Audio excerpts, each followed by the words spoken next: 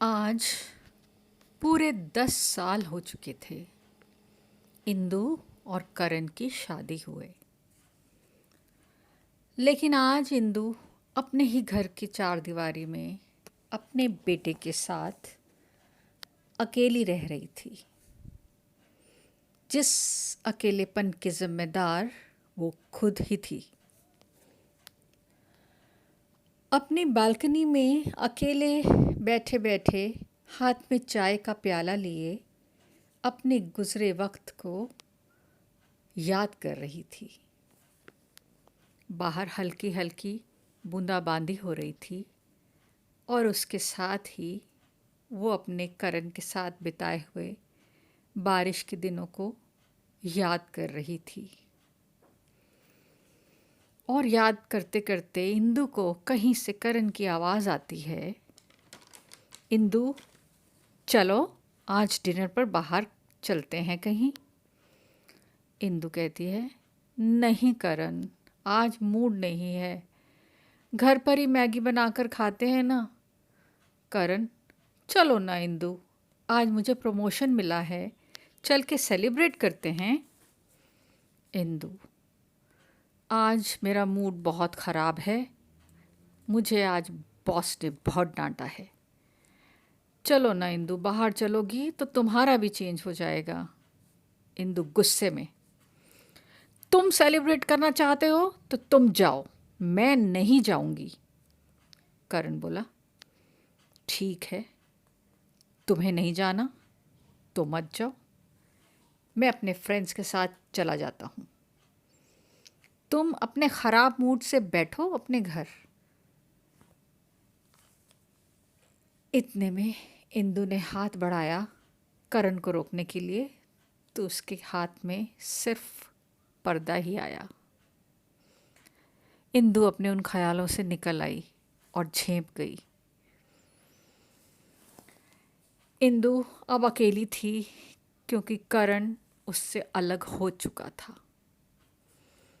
अब उसके पास ये 3 बेडरूम हाउस था और एक बेटा था। अब सब कुछ इंदु का था, जो कि वो हमेशा से चाहती थी। दीवारें, जी हाँ, दीवारें ही रह गई थी उसके पास, जो उसके साथ हंस और रो भी नहीं सकती थी। बेटा बहुत छोटा था और अपनी ही दुनिया में खेलता रहता था। इस बेटे को इंदु अपने जैसा सक्सेसफुल बनाना चाहती थी। शायद ऐसी इच्छाओं ने ही इंदु का घर तोड़ा था। शादी के कुछ साल बाद करण के अफेयर ने इंदु की जिंदगी में तूफान खड़ा कर दिया था। हैरानी की बात ये थी कि इंदु को अपने परिवार के टूटने का दुख कम, लेकिन अपने ईगो पर लगी ठेस ज़्यादा परेशान कर रही थी। इंदु सोचती थी कि मुझ जैसी कमाऊ बीवी को छोड़कर करण जाएगा कहाँ। करण खुद ही वापस आ जाएगा। किसी ऐरी गैरी से इश्क करना करण की बेवकूफ़ी होगी। लेकिन ऐसा कभी नहीं हो पाया। करण एक सामान्य जीवन जीना चाहता था, लेकिन इंदु की इच्छाएं बहुत ज़्यादा थीं। इंदु को जिंदगी से बहुत कुछ चाहिए था, बड़ा घर, बड़ी गाड़ी, बड़ा कैरियर और ना जाने क्या क्या।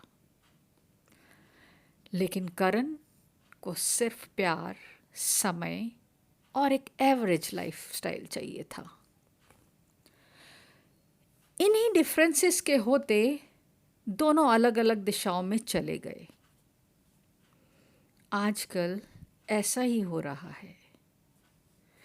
दोनों की शादी बड़ी तालमेल बिठाकर की गई थी, लेकिन कौन जानता था कि ऐसा होगा।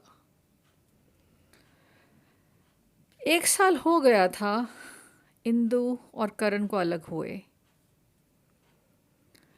और इंदु सोच में बैठी थी कि उससे कहाँ क्या गलत हो गया था कि करण उसको छोड़कर चला गया।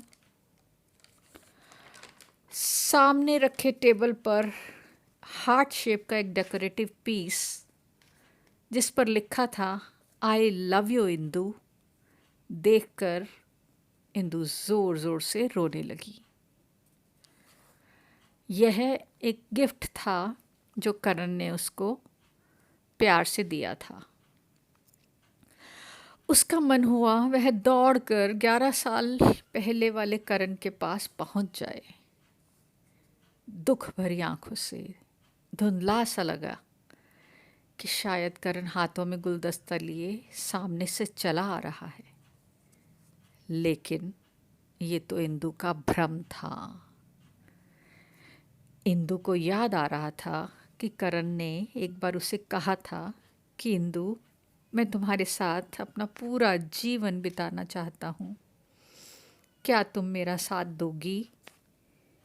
इंदु रोते हुए अपने कमरे में चिल्लाई, करण कहाँ हो तुम?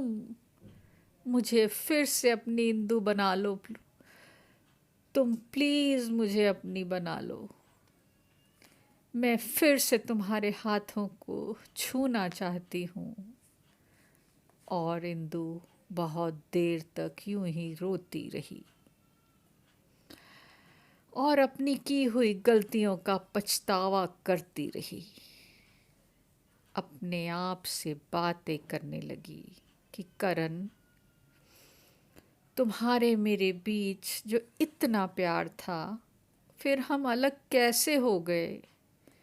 क्यों तुम्हें किसी और से प्यार हो गया करण?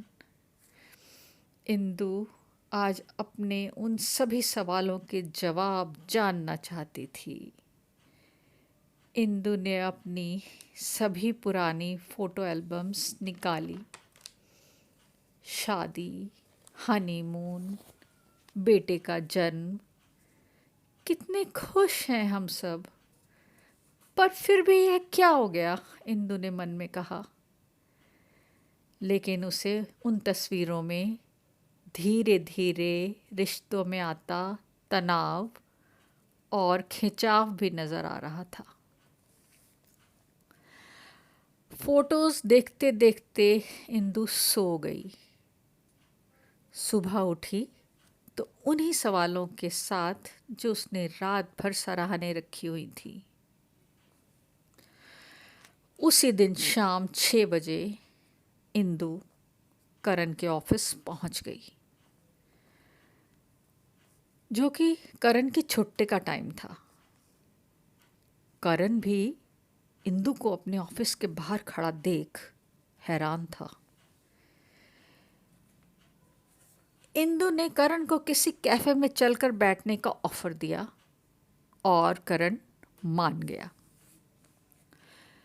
इंदु ने करण को बोला, मुझ जैसी सुंदर, स्मार्ट, कमाने वाली, तुम्हें समझने वाली वाइफ को छोड़कर तुम्हें ये नाचीज औरत पसंद आई कैसे, जिसे ना बात करने का कॉन्फिडेंस है, ना कपड़े पहनने का सलीका।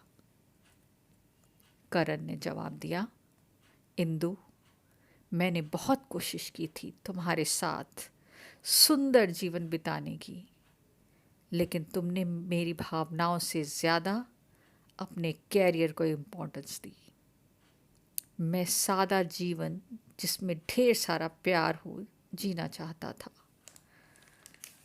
और सीमा में आज वो मैं सब कुछ पाता हूँ जो एक जीवन संगनी से आप एक्सपेक्ट करते हैं।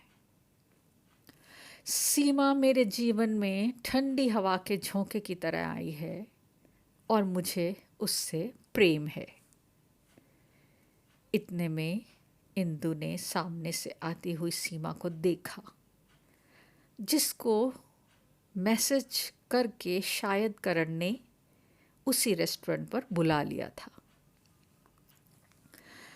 आज इंदु को भी सीमा बहुत सुंदर लग रही थी।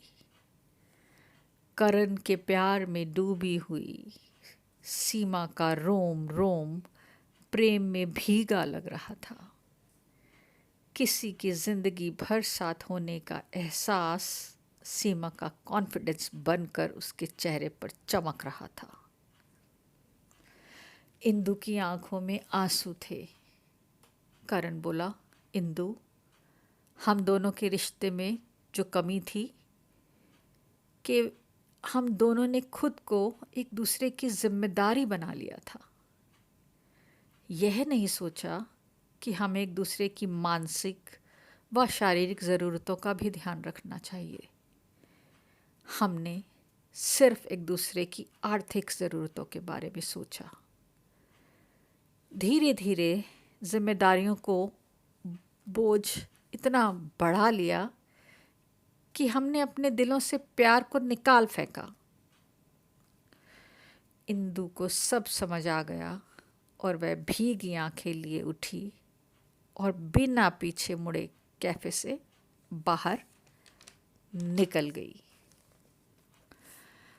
दोस्तों, समय रहते अगर हम अपनी गृहस्थ जीवन को संभाल लें तो हमारा जीवन सुख शांति से बीत जाता है, वरना जिंदगी भर का जख्म लेकर जीना पड़ता है। धन्यवाद।